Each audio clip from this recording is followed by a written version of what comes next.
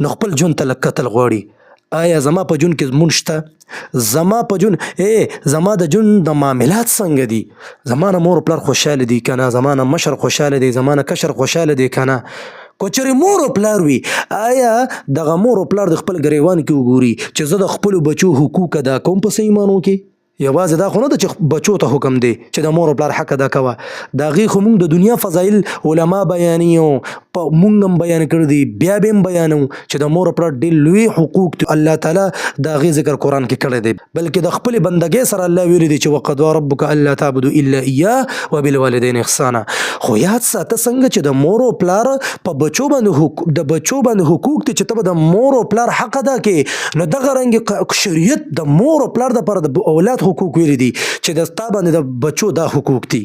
نو آیا مور و پلار د خپل ګریوان ته وګوري چې آیا د خپلو بچو حقوق ادا کوم که نه ادا کوم؟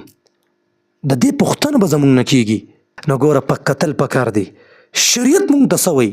د حالاتو امر پیژندل دا ډېر ضروري شیز دی. علم هم دې ته وایي چې د حال امر پیژندل چې په دې ټایم کې زما رب څه حکم دی او د ما د پیغمبر څه طریقه ده، دې ته علم ویل کېږي. نو ګوره دغه خبرو ته ډېر کتل پکار دی. معاشرې ته کتل پکار دی، معاشرې ژوند ته کتل پکار دی.